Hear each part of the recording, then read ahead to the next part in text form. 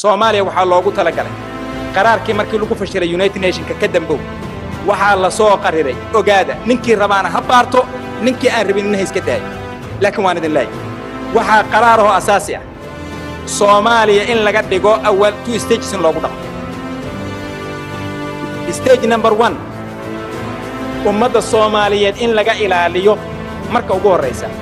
wax alla wixii diin ku leh inay kor u soo kacaan madharka islaamiga la baabiyo waa asaaska hadafka ugu horeeya stage-ka koowaad waa kaawi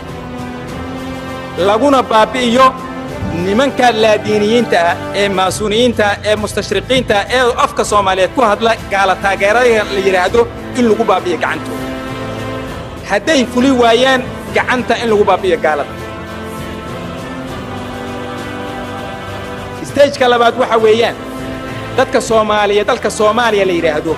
in loo qaybiyo marka horeeto manaadiq in loo qaybso rijir in loo qaybiyo marka ugu horeysa oo aanan automatically marka horeeto laga dhiginin state kamida Ethiopia in laga dhiginin laakiin marka hore laga dhigo stages in laga dhigo rijir in laga dhigo rijin walbana loo sameeyo nin governor in loo sameeyo oo ra'iisul qabiilaa oo la diiniyo in loo sameeyo arinta ayada markii la sameeyo inay ku qancaan oo loo tamhiidiyo nimanka laadiiniyiinta ee maasuuniyiinta ee mustashriqiinta ee ru'asaa'il qabaa'il ah ee looga kaaftoomay kaaba qabiilkii hore waa la casilay iminka ogaada gaaladu way casileen kaaba qabiilkii hore way casileen markay soo baxeen nimankay tarbiyeynayeen kolkay soo baxeen nimankay tarbiyeynayeen ayaa maanta kaaba qabiiladii la dhaqmay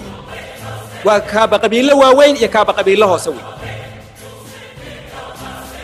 ogaada taa goboladaas marka nimanka joogay Soomaalida ee iminka dadku ay yaqaaniin warlordska waxa lagu qancisay oo nin walba oo fermay oo laga qaado laga xaqiijiyay inaanu waxba ka qabanin dawladda Ethiopia inaanu waxba ka qabanin koos noolaadkeeda inuu koos noolaado inaanu waxba ka qabanin si loo proofata وإن شرر لوجو يرى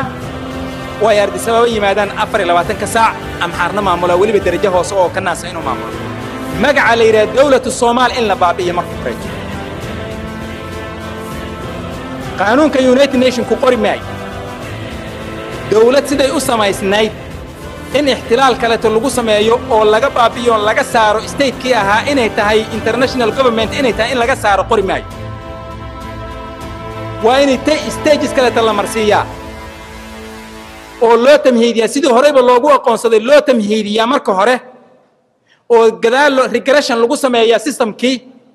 أو إن مركو هره تو stages لقد ديجو أو لو proof international community كه دت كان إن أنا أهين دولة إن أنا أهين أيين regions كاسنا يحق ولا يرجول بقولة ذي كتل سائني ماشي دون تقول بيري كرتو stage kaas waa stage ka maanta ay ku sugan tahay Soomaaliya stage ka labaad waxa weey in la yiraahdo all waxa weeyaan Soomaaliya under Ethiopia wayna ahaataa qayb kamida Ethiopia weeye central ku waa Ethiopia weeye ayaguna waa region weeye governors marka dambe looga taliyo ardayda inay noqdaan yaa diiday marka waxa diiday laha qadiyada ninkii mutacalimihi toosan ninka wadaadka ah toosan shacbiga toosan ayaa diidi lahaa laakiin shacbigii waxay raaceen kaaba qabiil laadiiniye oo maasuuni ah oo istishraaqi ay raaceen ninkii diiniga ahana laadiini maasuuni istishraaqi Soomaaliya ayaa dilay ninkii u qiran lahaa wadankana waa nimankaas loogu talagalay oo dispersionka lagu sameeyay oo aan hadii la isku dayo 10 sano kale la soo aroori karin marka layto waxaad ogaataan haddaan ilaahay nasri kala oo u bixin procedure-ka Soomaaliya lagu sii wadaahay in ay tahay in lagu magacaabo Soomaali weyn magac ahaan jiray xabashi weyn in lagu magacaabo in la soo wado wayna ogaataan